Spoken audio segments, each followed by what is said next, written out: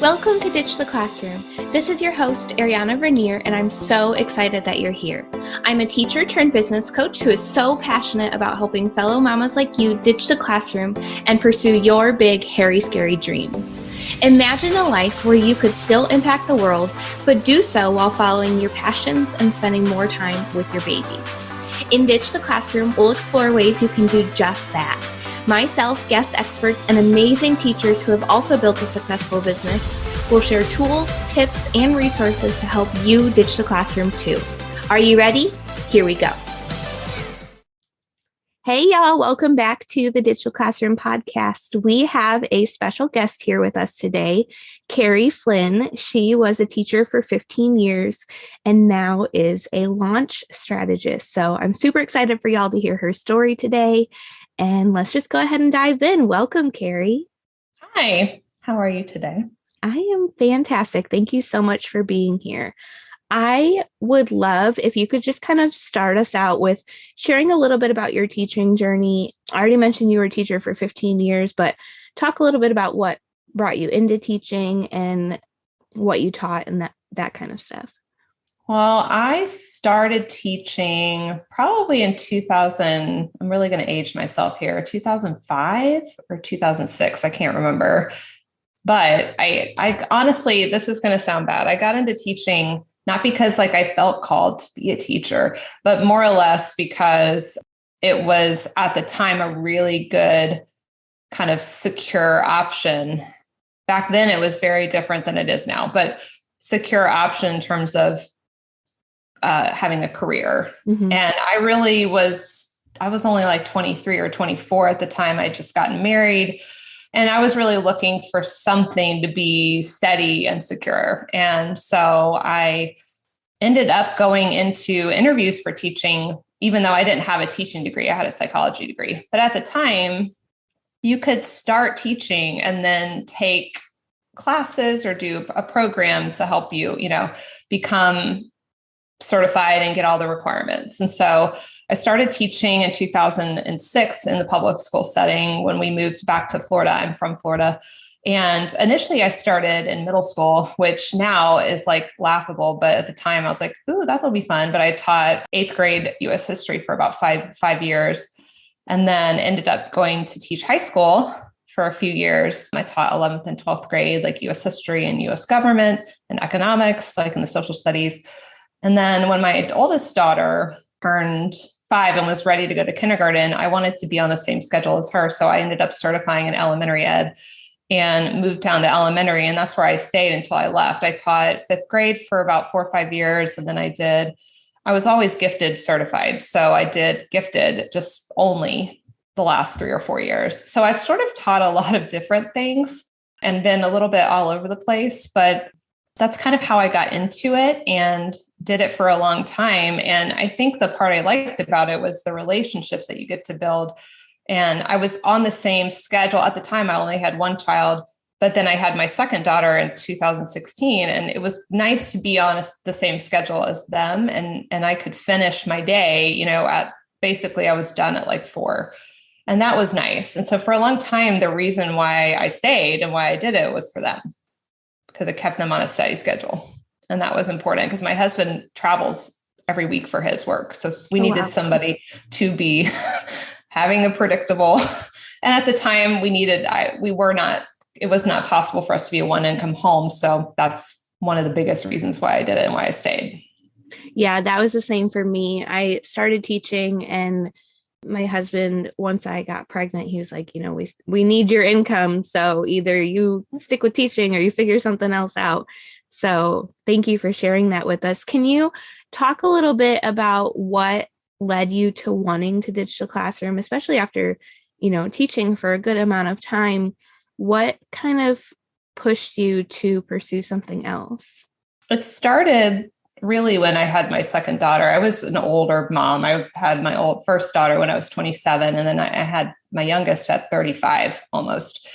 So when she was born, I was at the point, that was 2016, things were a little bit just crazy in our world at that point. And I was just I wasn't able to really, I'd hit the point where if I didn't move into administration, I wasn't going to really be able to progress anywhere. And my money, my income that I was bringing in wasn't going to improve in any way. Like there just was no more growth opportunities. And to be honest with you, like I didn't get into teaching for like being called to teach. So I liked it, but I didn't love it. And it didn't feel like, so there's all of that in play. So when my youngest daughter was born, I just felt like I wasn't able to really use a lot of my gifts and I wasn't able to really be challenged. I can get bored pretty easily. And I just felt like I was sort of living on autopilot. And I honestly, if I'm being 100% honest, I just wanted to have more income and more financial security. And I felt like I wasn't able to do that. And so that's really where it started. And that's how I ended up in 2017. I think my youngest was only about 6 months old when I finally was like, okay, I'm going to start I ended up starting as a virtual assistant. And that's how I got into it, was just because I wanted to have a little bit more money in our budget. That was the first reason, the biggest, I would say. Yeah, that's a lot of people. They just start it as a side hustle, but then, it can scale and replace and exceed your income. So that's amazing. So can you share a little bit with us about the journey from deciding like it's time to leave to where you are now?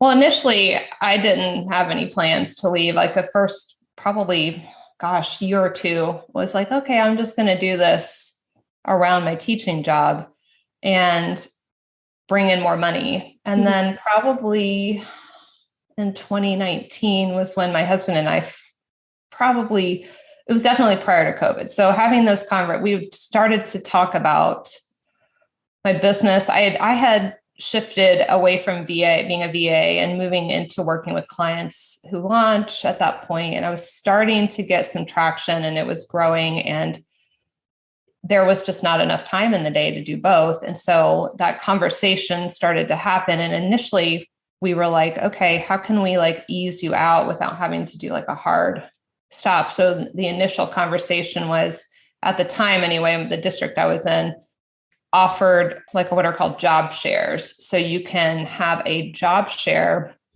And at the time I was teaching gifted. So doing a job share where you and one other person essentially work one teaching job. So one of you is cool. 50, it's either 50-50 or you can do a 60-40 split. So one of you's either there 3 days a week and the other's there 2, or you can do a 50-50 where you just divide the number of teaching days in half and create your schedule. And at the time that was a great option. So originally I wanted to do it, much sooner, but it just didn't feel right. And so by the time we literally right before COVID, probably that February, I had to make that decision so I informed my principal at the time, okay, this is what I want to do for the next school year. And this is in early 2020. And that's how it started, was, okay, we're going to do this and see. And that phasing out made me a little bit more comfortable, and it gave me more time, but it also gave me like, okay, I still have this job. And if I wanted to go back into full-time, I could, if I wanted to. So I still had the best of both worlds. And that did work for me because I still needed to have some secure income. Mm-hmm. But in order to really make a go of business, there's going to be a time where you're going to have to kind of take a risk on that. Definitely. It's not fun, but it's a part of it. And so it's not fun for me anyway. I'm pretty risk averse. So, but that was how it started. And, something that we did do, and then how I decided to leave, was we ended up deciding to move, and we built a house, and it took about 7 months. So that next school year where I was doing the part-time, I was that whole year our house was being built. So that was like a really good, having that long-term goal, knowing that we were going to move and I didn't want to teach in a new district. Mm-hmm. That was a good thing to have to really gas me up in terms of okay, we're going to make sure that we're doing the steps that we need to do to get to the goal where I feel okay about it. And so by the time that we moved and I was done teaching, I was in a really good spot. I love how because so everybody's story of ditching the classroom is different. Mine is completely different. I was planning to go back to teaching after the first year of my daughter's life. And during that first year, I was just going to nanny or deliver groceries, something to like sort of supplement, but probably not even come close to replacing.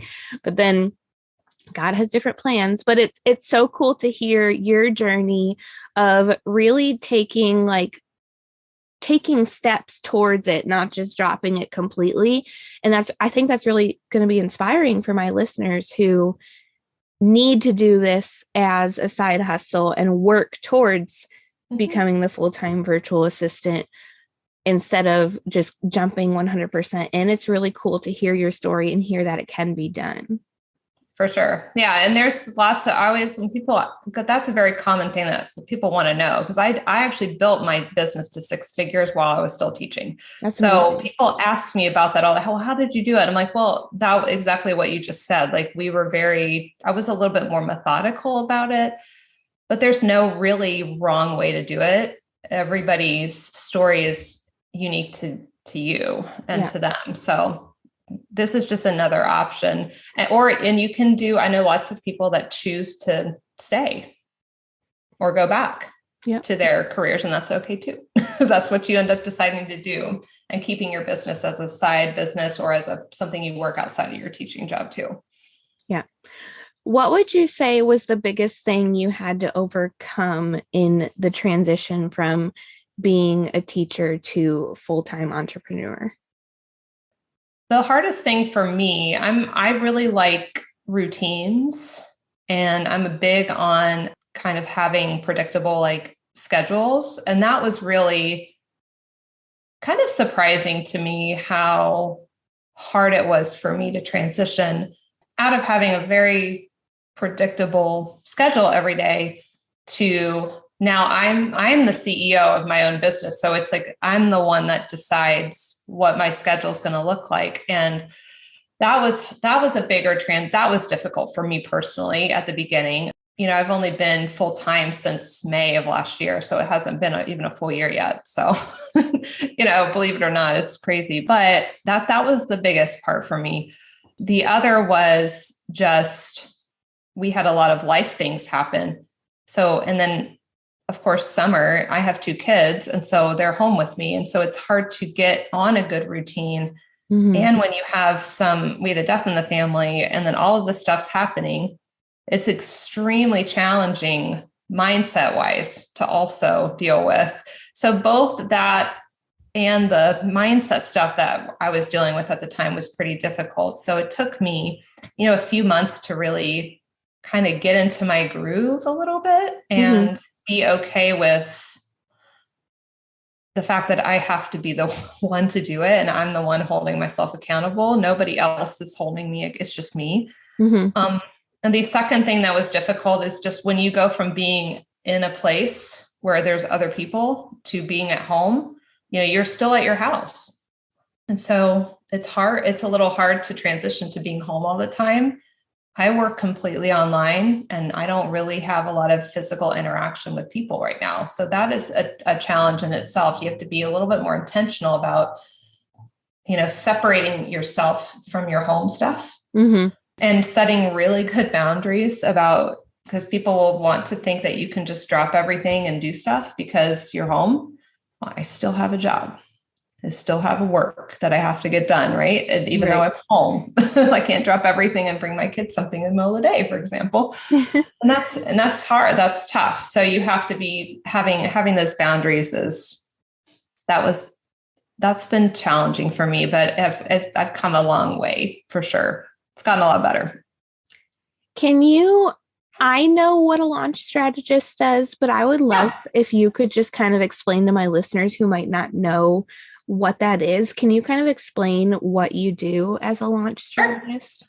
So what I do pretty much, we help clients who are in the online space to create, design, and launch their online programs. So what that means is we help them with strategy support. We help them to develop the ideas, develop a plan, a marketing plan, or what have you. And these are all people that are coming into the online space, either having a business already, or maybe they're launching something online for the first time. So it could be a course, could be a membership online, maybe it's a coaching program, or could be a mastermind, something that where they're putting it in the online space in some capacity. And we really just help them sort of develop a plan. We help them to put together all the pieces that they need to launch and then have the program. So it could be a sales page, a landing page, the tech piece, all the things. There's lots of moving parts, helping them to set those up and design them. And then we actually help them to manage the launch if they need that. So we manage the actual launch part. So when they put their thing out into the world, they open the doors to their program where they allow people to buy their course for the first time. There's typically a live launch period for that. We support them through that process. So we normally work with people anywhere from 8 to 12 weeks, and we're really just supporting them and doing all the things for them. And how I got into that was because I was working with people as a VA and then as an OBM, and they were all launching things. And so I naturally fell into that by the people I was working with and learned a lot about it. And then that's where it started. I love that you shared that piece specifically, that you didn't really start out knowing that that's what you were going to do. Because I was the same. I offered so many different services when I first started. And it wasn't until one client was like, hey, can you design a website for me? I'm like, sure, I'll figure that out. And now that's what I do. So it's so much fun once you really find your groove, and you can take that time to really explore and see what lights you up and what you love to do. For sure. I was an OBM and a VA for a long time before I finally leaned into just the launching piece. Mm-hmm. So it took me, what definitely was not something I figured out like overnight. It took me a couple of years to really be comfortable with that. Yeah. And be okay with leaning into it. But that's the beauty of running your own business, is you can pivot whenever the heck you want to. So. Yes. That's the goal. It's challenging. And there's always opportunities for growth. Yeah, definitely. So what resources really helped you in your digital classroom journey? So there's a lot of things. I would say the biggest thing for me is I had my husband's in corporate space. He's in sales and marketing, but he was always really, really supportive. He would see the potential, and he's very smart about marketing and sales. And so just having somebody who has a different strength area than me, but also just being very supportive, he helped me give me time. Like when I was working my business all those years while teaching, when he was home, he was helping me to give me the time that I needed.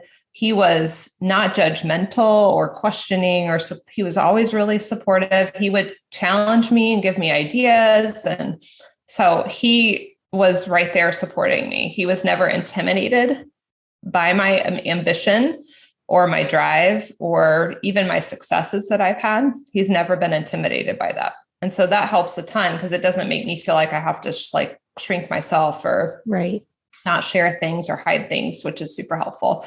But honestly, the other thing that really helped too was I was always looking for ways to improve and get development and get help. I never attempted to do anything all by myself. And I was open to the fact that it was going to take, work and being willing to push myself outside of my comfort zone. So I am a huge proponent of investing in yourself. That is the only reason why I am here outside of my support in my home, is because I was willing to invest in myself and get coaching or get into a membership or a course or something. And I didn't drop $1 million at the beginning. I started investing smaller. And then as my business grew, I would invest more and invest into higher programs to the point now where I'm in a high level mastermind now, which I wouldn't have been able to do 2 or 3 years ago.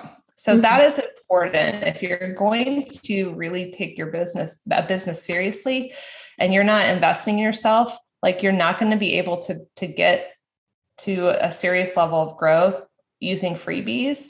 or really, really low ticket things. Like at some point, you're going to need to get some coaching or get into a group program or mastermind or even a paid membership, something. Because that had a huge impact on me. Yeah, I agree 100%. I think investing is one of the scariest things you can do, but it's the best thing you can do for your business. It is. It's the best, one of the best for sure. And you don't have, like I said, you don't have to do, you don't have to pay $10,000 when you're at the beginning. You can find something that is a little bit more affordable, and you don't have to go kill your credit score right to do that. Most of the stuff that I have invested in, I paid cash for. So I've very rarely used credit cards to do that. So you can absolutely do it. And it just takes, you can, like I did with leaving teaching, you can do the same with investing in yourself, where you sort of ease your way into price points and levels. Like you may not need a high level mastermind when you're starting, but maybe there's a group program or a membership that you can get into or something, Yep. And for my listeners who are interested, obviously, in starting their virtual assistant businesses, that's why they listen to this show.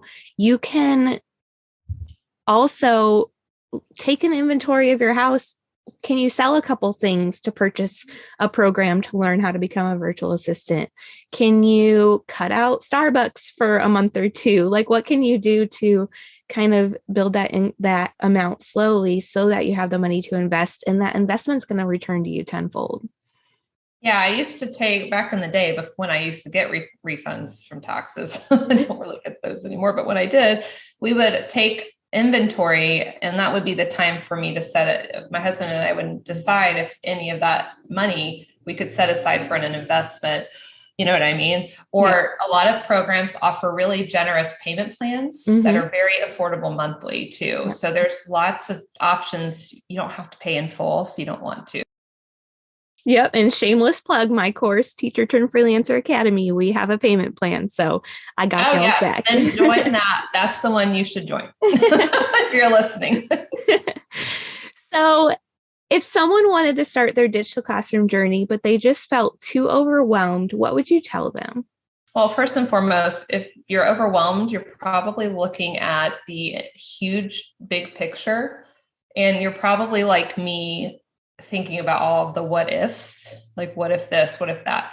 And that's like that you really don't want to do that, because if you try to look at it from the macro view, it will overwhelm you. Like if I knew everything that was going to happen to me in my business at the beginning, I probably wouldn't have started, because it would have overwhelmed me, because it's a marathon. It's not a sprint. It's a big journey that you're going to go on. And what you want to do instead is look at the first things or the next thing that you can do. And I early on adopted a mantra from a movie that actually a former gifted teacher friend of mine told me about. I think it's called Meet the Robinsons. But in that movie, it's a Disney movie, and they talk about the motto of that family was keep moving forward. And so that's important. Like, one of the things that you can always do is just keep moving forward, even if it's small, taking actionable steps forward. And it's like anything else, you're going to see an ROI on that. You're just not necessarily going to notice it today. But if every day you're taking actionable steps towards X goal, whatever that is, you're going to get somewhere further than you are right now. And I think those two things are really important. It's not advisable from me, especially at the beginning, to take a bird's eye view of all of that. It will freak you out. And there's reasons why we can't see certain things, because we just can't handle it in our brains. We just can't. So just start somewhere, keep moving forward, and imperfect action is so much more powerful than waiting till everything's right to be. If you're waiting for everything to be right, you'll never go anywhere. You'll just be like the hamster on the wheel. It's like Dory says, just keep swimming, keep taking those baby steps, and just go. Get there. Yes. A lot of the people who are successful in business just go. Yeah. They don't think about it too much. So even if you're like me, I'm much more risk averse, but I will say that has had I will still tend to go, even if I'm like scared. I'll just do it, because if you wait, you won't. If you wait to feel good about it, sometimes you'll never go anywhere. Right. So, do you have any resources that you think would be helpful for my listeners? Yeah, one of the things that I offer to people I have a couple of things. One of them is I do like kind of short-term and long-term consulting, like strategy calls or pick your brain sessions that a lot of times people will, especially in the service-based business space, like virtual assistants, people, or if you're a teacher or former teacher, people will want to come and talk to me about stuff. And I'm happy to like share my insight and experience. And they're totally done on an hourly basis, or you can do it 2 to 3 month commitment if you would prefer. Like there's lots of options. And then I have a couple of like smaller resources that we have that I've shared with people as well. One of them is called the Effortless Leads Framework, which is just a way that I consistently market my business online without ads. It's just relationship marketing strategies that I learned over the years. And so it's a really good, simple, easy way to start connecting with people in Facebook groups and LinkedIn, wherever, it works anywhere and helps you to start building, nothing too scary. If you're just getting started, or if you're kind of introverted or overwhelmed by the idea of building relationships and marketing your services, this is a good way to like figure out how to do it and just start. Awesome. I will make sure to have that linked in the show notes for those listening. Well, it has been such a pleasure having you today, Carrie. Where can people come and connect with you, learn more, and just follow along your journey? The best place on social is Instagram. At Virtual Simplicity is our Instagram. And that's where I share like business stuff, personal, it's all there. And then if you want to look at our website, it's virtualsimplicity.co. And that's a good one if you're curious about more of our services and my business and how I run things and all that good stuff is on our website. Perfect. Thank you so much for blessing my audience. I cannot wait for them to hear this episode. I know they're going to love all the nuggets of wisdom you shared. So thank you so much. Thank you for having me. I greatly appreciate it. Of course. All right, y'all. If you love this episode, make sure to go and connect with Carrie. Show her some love for coming on the show. Leave a review on the podcast. That's how we get more amazing guests just like her. And we will see you next week.